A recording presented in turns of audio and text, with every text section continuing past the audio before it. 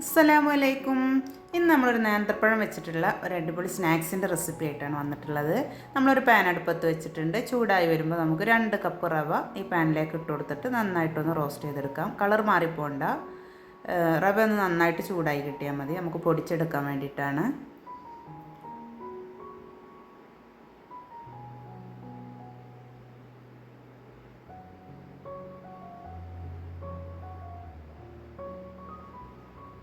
അപ്പോൾ നമ്മളെ റവ നന്നായിട്ട് ചൂടായി വന്നിട്ടുണ്ട്.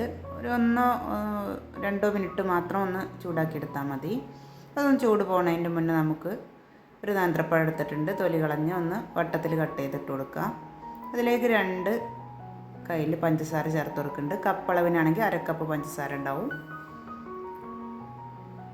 മധുരം ഒന്ന് ബാലൻസ് ചെയ്യാൻ വേണ്ടിയിട്ടുള്ള ഉപ്പ് ചേർത്ത് കൊടുത്തിട്ടുണ്ട്. ഒരു ഏലക്ക പൊടിച്ച് ചേർത്ത് കൊടുത്തിട്ടുണ്ട്. ഇനി 2 മുട്ട പൊട്ടിച്ചൊഴിച്ച് കൊടുക്കണം. ബേക്കിംഗ് പൗഡർ 1 ടീസ്പൂണ്, 2 കോഴിമുട്ട,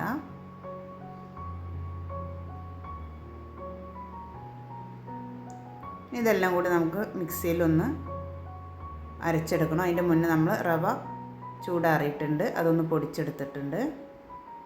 അതേ മിക്സിയുടെ കപ്പിൽ തന്നെ നമ്മൾ ആ പഴത്തിൻ്റെ മിക്സും കൂടെ ഒന്ന് അടിച്ചെടുത്തിട്ടുണ്ട്. ഇനി എല്ലാം കൂടെ വെച്ച് സ്പാച്ചിൽ വെച്ച് നമുക്ക് നന്നായിട്ടൊന്ന് മിക്സ് ചെയ്തെടുക്കാം.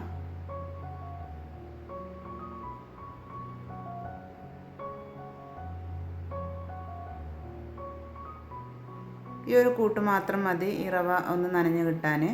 പിന്നെ നമുക്ക് ഒന്ന് ലൂസാക്കി എടുക്കണം. അതിന് നമുക്ക് പാല് ചേർത്ത് കൊടുത്തിട്ട് ആവശ്യത്തിന് ചേർത്ത് കൊടുത്തിട്ട് മെല്ലെ മെല്ലെ ഇളക്കി യോജിപ്പിച്ചെടുക്കണം.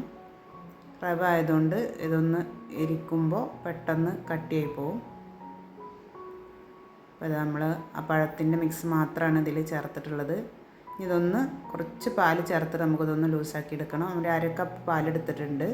അതിൽ നിന്ന് കുറേശ്ശെ ചേർത്ത് കൊടുക്കാം. ഈ ഒരു പരുവത്തിൽ നമ്മൾ ഈ മാവൊന്ന് റെഡിയാക്കി എടുത്തിട്ടുണ്ട്. നമ്മളൊരു 1/2 കപ്പ് പാലെടുത്തതിൽ ഒരു 2 ടേബിൾ സ്പൂൺ പാല് ബാക്കിയായിട്ടുണ്ട്. ഇതൊരു പൈപ്പ് ബാഗിലാക്കിയിട്ട് നമുക്ക് ഒന്ന് ചുട്ടെടുക്കണം. എണ്ണയിൽ മുക്കി പൊരിക്കണ്ട, കുറച്ച് എണ്ണ ഒഴിച്ചു കൊടുത്തിട്ട്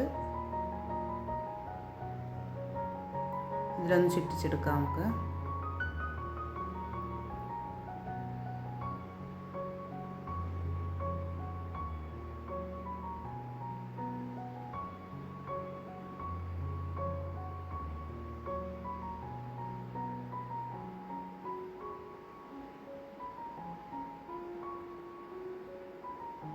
വീഡിയോ ആദ്യമായി കാണുന്നവരുണ്ടെങ്കിൽ ഒന്ന് സബ്സ്ക്രൈബ് ചെയ്ത് സപ്പോർട്ട് ചെയ്യുക.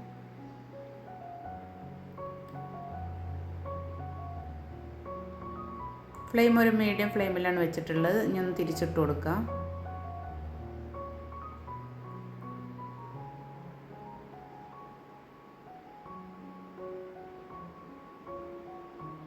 അത് 2 സൈഡും നല്ലൊരു ഗോൾഡൻ കളറായിട്ട് നമുക്ക് കിട്ടിയിട്ടുണ്ട്. ഉൾഭാഗം വെന്തിട്ടുണ്ടാവും. ഇതുപോലെ നമുക്ക് ബാക്കിയുള്ളതും കൂടെ ഒന്ന് ചുട്ടെടുക്കണം. അപ്പോൾ അതാ നമ്മൾ മുഴുവൻ മാവും ഇതുപോലെ ചുട്ടെടുത്തിട്ടുണ്ട്. ഒരു പ്ലേറ്റ് നിറയെ സ്നാക്സ് നമുക്ക് കിട്ടിയിട്ടുണ്ട്.